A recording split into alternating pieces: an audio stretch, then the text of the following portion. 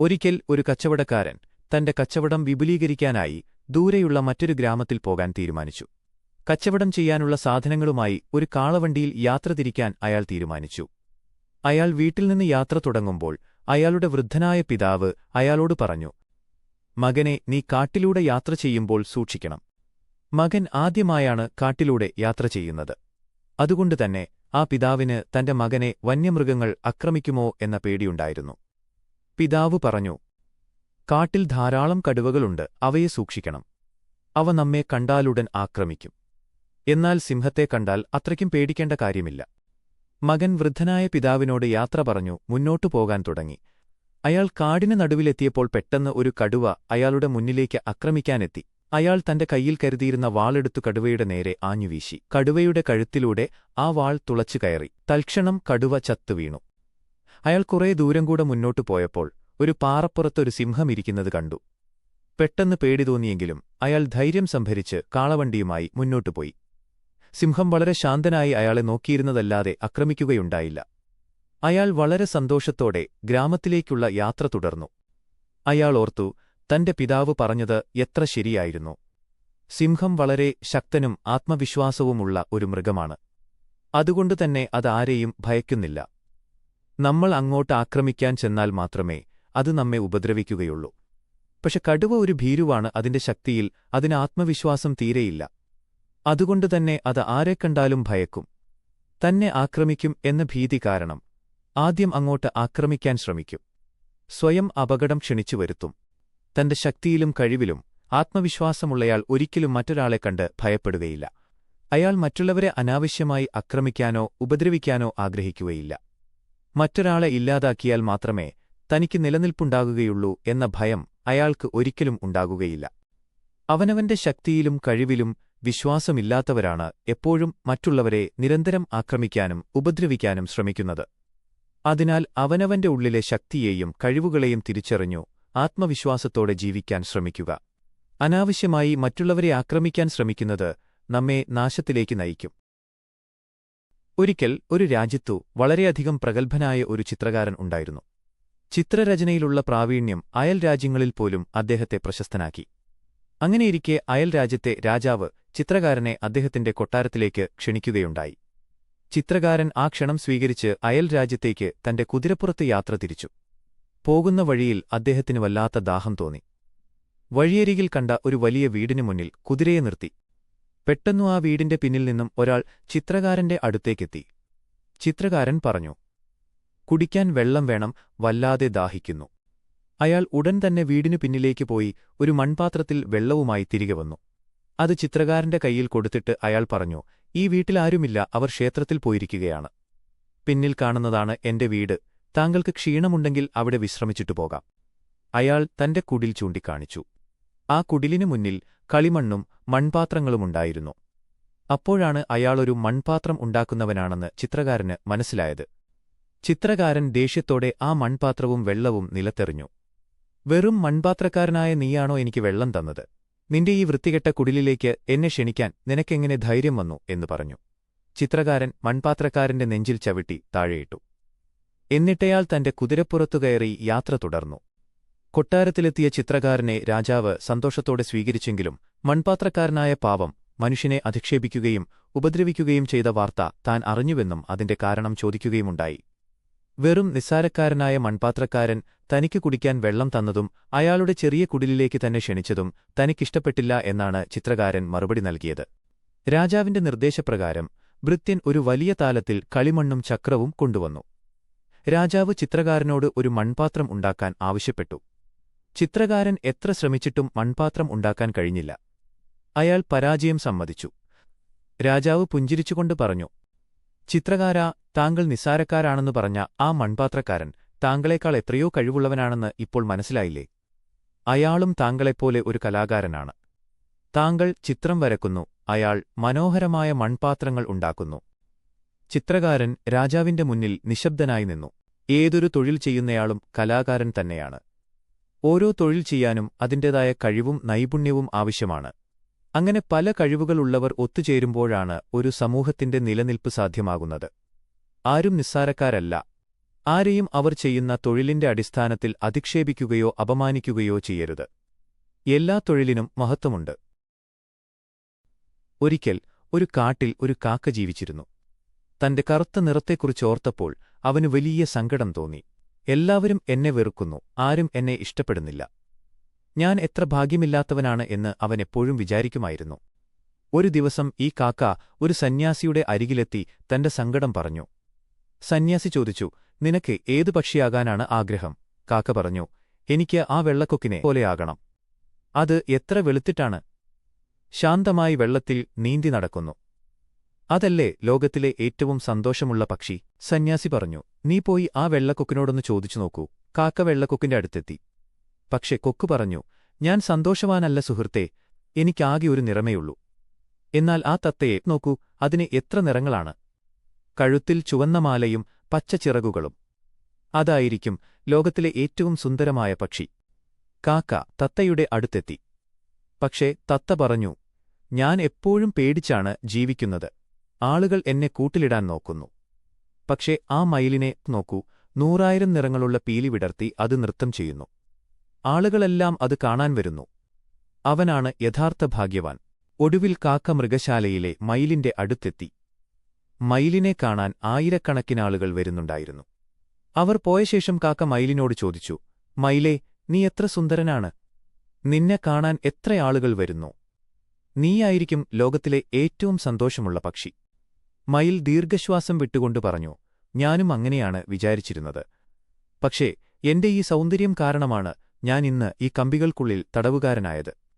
ഇവിടെയിരുന്ന് ഞാൻ ചുറ്റും നോക്കി. അപ്പോൾ എനിക്കൊരു കാര്യം മനസ്സിലായി. ഈ മൃഗശാലയിൽ കൂട്ടിലില്ലാത്ത ഒരേയൊരു പക്ഷി നീയാണ്. നീ കറുത്തവനായതുകൊണ്ട് ആരും നിന്നെ പിടിച്ചു കൂട്ടിലിടില്ല. നിനക്ക് എവിടെ വേണമെങ്കിലും സ്വതന്ത്രമായി പറക്കാം. ഇപ്പോൾ ഞാൻ ആഗ്രഹിക്കുന്നത് നിന്നെപ്പോലെ ഒരു കാക്കയാകാനാണ്. നാം എപ്പോഴും മറ്റുള്ളവരുടെ ജീവിതം നോക്കി അവർ നമ്മേക്കാൾ സുഖത്തിലാണെന്ന് വിചാരിക്കും. നമ്മുടെ പക്കലുള്ള നന്മകളെ കാണാതെ ഇല്ലാത്ത കാര്യങ്ങളെ ഓർത്ത് നാം സങ്കടപ്പെടും. മറ്റുള്ളവരുമായുള്ള താരതമ്യം നിങ്ങളുടെ സന്തോഷം കവർന്നെടുക്കും. നിങ്ങളുടെ ജീവിതത്തിന് അതിന്റേതായ സവിശേഷതകളുണ്ട്. നിങ്ങളുടെ സ്വാതന്ത്ര്യവും നിങ്ങളുടെ കഴിവുകളും തിരിച്ചറിയുക. നിങ്ങൾ നിങ്ങളായിരിക്കുന്നതാണ് നിങ്ങളുടെ ഏറ്റവും വലിയ ഭാഗ്യം. ഒരിക്കൽ ഒരു സ്കൂളിലെ അധ്യാപികയോട് അവരുടെ ക്ലാസ്സിലെ കുട്ടികൾ ഒരു കുട്ടിയെക്കുറിച്ച് പരാതി പറയുകയുണ്ടായി. ആ പെൺകുട്ടിയുടെ അടുത്തിരിക്കാൻ അവർക്കാർക്കും താൽപ്പര്യമില്ല, കാരണം അവൾ എപ്പോഴും ദേഷ്യപ്പെടുന്നു. അധ്യാപിക ആ കുട്ടിയോട് ചോദിച്ചു, എന്തിനാണ് എപ്പോഴും ദേഷ്യപ്പെടുന്നത്? അവർ നിന്റെ കൂട്ടുകാരല്ലേ? ആ പെൺകുട്ടി മറുപടി പറയാതെ മുഖം താഴ്ത്തിയിരുന്നു.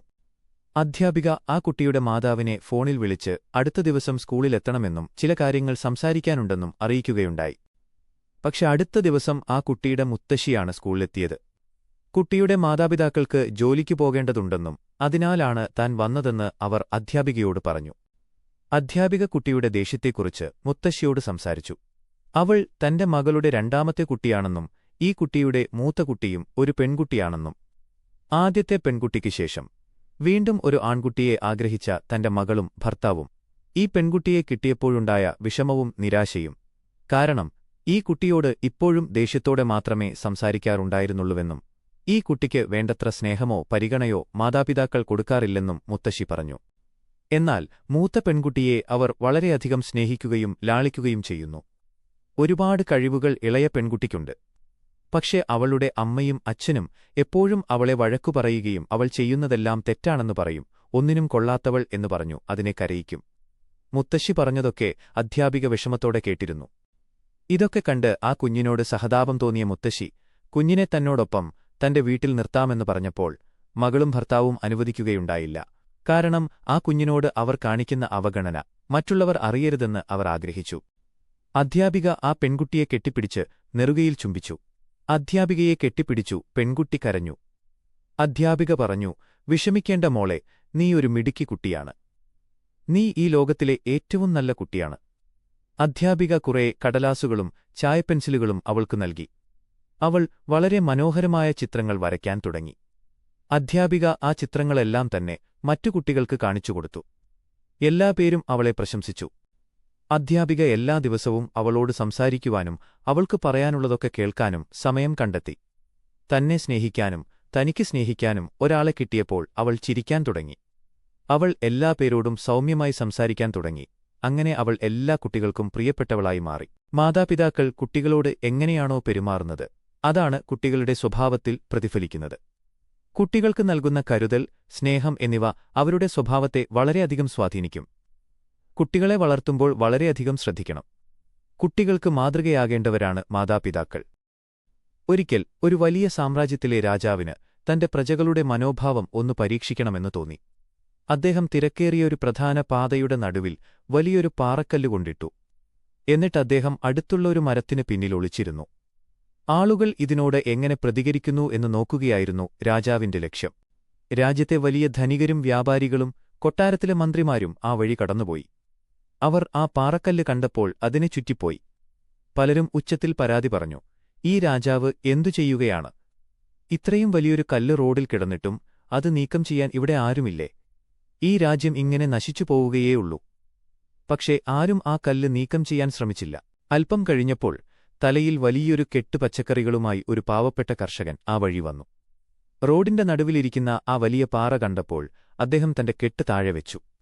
തനിച്ച് ആ കല്ല് നീക്കം ചെയ്യുന്നത് വലിയ പ്രയാസമാണെന്ന് അദ്ദേഹത്തിനറിയാമായിരുന്നു. എങ്കിലും അദ്ദേഹം സർവ്വശക്തിയും ഉപയോഗിച്ച് ആ കല്ല് തള്ളിമാറ്റാൻ തുടങ്ങി. വിയർത്തൊലിച്ച് ഏറെ നേരത്തെ പരിശ്രമത്തിനുശേഷം അദ്ദേഹം ആ കല്ല് റോഡിന്റെ അരികിലേക്ക് മാറ്റി. തിരികെ വന്ന് തന്റെ പച്ചക്കറിക്കെട്ടെടുക്കാൻ തുടങ്ങിയപ്പോൾ ആ കല്ല് ഇരുന്നിരുന്ന സ്ഥാനത്തൊരു സഞ്ചി കിടക്കുന്നത് അദ്ദേഹം കണ്ടു. അദ്ദേഹം ആ സഞ്ചി തുറന്നു. അതിൽ നിറയെ തിളങ്ങുന്ന സ്വർണ്ണനാണയങ്ങളും രാജാവിന്റെ ഒരു കുറിപ്പുമുണ്ടായിരുന്നു. ആ കുറിപ്പിൽ ഇങ്ങനെ എഴുതിയിരുന്നു: ഈ റോഡിലെ തടസ്സം മാറ്റാൻ തയ്യാറാകുന്ന വ്യക്തിക്കുള്ള സമ്മാനമാണിത്. പലരും പ്രശ്നങ്ങളെ നോക്കി പരാതി പറഞ്ഞപ്പോൾ ആ കർഷകൻ ആ പ്രശ്നത്തെ ഒരു അവസരമായി കണ്ടു. നമ്മുടെ ജീവിതത്തിലെ ഓരോ തടസ്സവും നമ്മുടെ അവസ്ഥ മെച്ചപ്പെടുത്താനുള്ള ഓരോ അവസരങ്ങളാണ്. പലരും തടസ്സങ്ങളെ നോക്കി പരാതി പറഞ്ഞ് സമയം കളയുമ്പോൾ നിശബ്ദമായി അത് പരിഹരിക്കാൻ ശ്രമിക്കുന്നവർക്കു മാത്രമേ ജീവിതത്തിലെ വലിയ സമ്മാനങ്ങൾ ലഭിക്കൂ.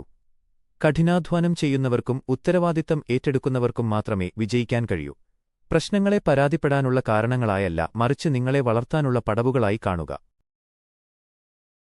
ഒരു ധനികനായ വ്യാപാരിക്ക് 4 ആൺമക്കളുണ്ടായിരുന്നു.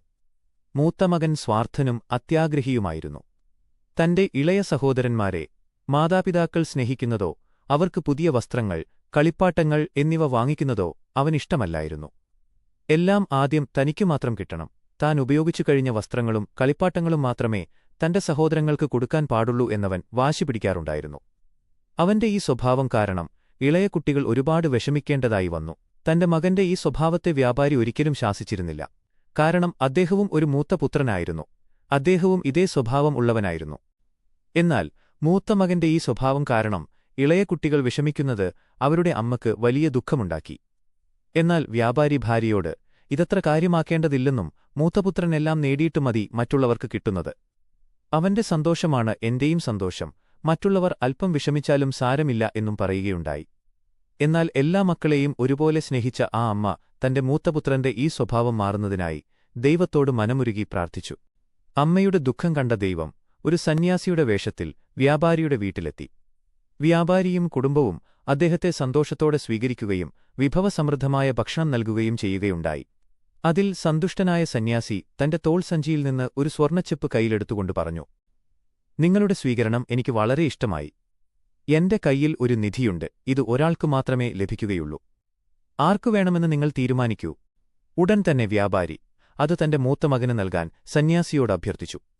എല്ലാം ആദ്യം അവനാണ് കിട്ടേണ്ടത്, വ്യാപാരി പറഞ്ഞു. ഉടൻ തന്നെ സന്യാസി ആ ചെപ്പ് അവനു കൊടുത്തു.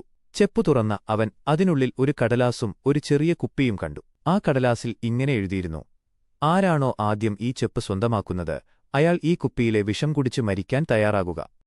മൂത്തപുത്രൻ പേടിച്ച് ചെപ്പ് നിലത്തെറിഞ്ഞു. ഇതാണോ അങ്ങയുടെ സമ്മാനം എന്നു ചോദിച്ച വ്യാപാരിയോട് സന്യാസി പുഞ്ചിരിച്ചുകൊണ്ട് പറഞ്ഞു, മരണം എല്ലാ പേർക്കുമുള്ളതാണ്. എപ്പോഴും എല്ലാം ആദ്യം മൂത്തപുത്രന് കിട്ടണം എന്നതല്ലേ അവന്റെയും താങ്കളുടെയും ആഗ്രഹം. അപ്പോൾ മരണവും ആദ്യം അവനു വേണമെന്ന് താങ്കൾ ആഗ്രഹിക്കുമോ? വ്യാപാരിയും മകനും നിശബ്ദരായി നിന്നു. മാതാപിതാക്കൾ എല്ലാ മക്കളെയും ഒരുപോലെ സ്നേഹിക്കുകയും പരിഗണിക്കുകയും ചെയ്യണം. ഒരാൾക്ക് മാത്രമായി എല്ലാം കിട്ടണമെന്നോ ഒരാൾക്ക് കിട്ടാത്തത് മറ്റൊരാൾക്ക് കിട്ടരുതെന്നോ ചിന്തിക്കാൻ പാടില്ല. ഓരോ കുട്ടിയും മാതാപിതാക്കളിൽ നിന്ന് തുല്യമായ സ്നേഹവും കരുതലും ആഗ്രഹിക്കുന്നവരാണ്. ഓരോ കുട്ടിയുടെയും ആഗ്രഹങ്ങളും കഴിവുകളും വ്യത്യസ്തമായിരിക്കും. ഒരാളോടുള്ള സ്നേഹം മറ്റൊരാളോടുള്ള അവഗണനയാകരുത്. ഒരു കുഞ്ഞിന്റെ കണ്ണീരിൽ മറ്റൊരു കുഞ്ഞിനോടുള്ള നീതി കണ്ടെത്താൻ ശ്രമിക്കരുത്. അങ്ങനെ ചെയ്യുന്നത് ആ കുഞ്ഞിനോട് ചെയ്യുന്ന ഏറ്റവും വലിയ ക്രൂരതയാകും.